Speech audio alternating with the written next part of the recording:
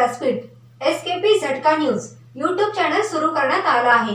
तरी सर्व प्रेक्षकांनी चॅनलला लाईक करा, सबस्क्राइब करा व नोटिफिकेशन मिळवण्याकरता बेल आयकॉन प्रेस करा। उन्हाचा पारा खूप जास्त वाढत आहे, त्यामुळे जर दुपारी 12 ते 4 या वेळेत खूप अर्जंट काम नसेल तर घराबाहेर जाणंही टाळा असा सल्ला डॉक्टर देतात। पण तरीही काही जणांना घरी बसणं शक्य नसल्याने त्यांना बाहेर जावंच लागतं। म्हणूनच अशा लोकांनी उन्हात घराबाहेर पडताना तसेच भर उन्हातून घरी आल्यावर काही गोष्टींची काळजी घ्यावी, जेणेकरून त्यांना उन्हाचा उष्माघाताचा त्रास होणार नाही।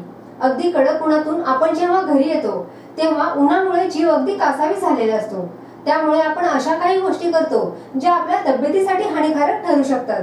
म्हणूनच तर उन्हातून घरी आल्यावर लगेचच कोणत्या गोष्टी करणं टाळावं हे आपण पाहूयात। यातील सगळ्यात पहिली गोष्ट आहे गटागट पाणी पिणे।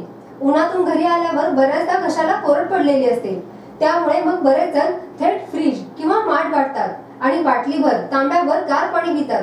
पण असं करणं खूप चूक आहे। कितीही ताण लागली तरी 5 मिनिटे तरी शांत बसा, त्यानंतर एक एक घोट करत सावकाश पाणी प्या।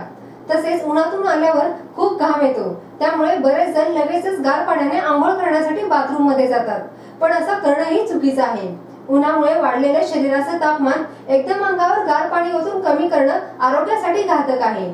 घरी आल्यावर साधारण अर्ध्या तासाने आंघोळीला जाण्यास हरकत नाही। कडक उन्हाळ्यात एसीच्या थंड हवेत बसण्यासारखं दुसरं सुख नाही, पण तुम्ही जर ऐन उन्हात घरात आला असाल तर हे सुख घेणं थोडं टाळा, कारण अतिशय गरम वातावरणातून आल्यावर लगेचच एसी लावलेल्या अगदी थंड खोलीत जाऊन बसणं शरीरासाठी योग्य नाही। अति थंड आणि अति गरम हा वातावरणातला बदल आपले शरीर लगेच करू शकत नाही, त्यामुळे शरीराला काही मिनिटाचा वेळ द्या आणि मग एसी लावा। या माहितीचा उपयोग करून उन्हामुळे होणाऱ्या त्रासापासून दूर राहा आणि आरोग्य संपन्न राहा।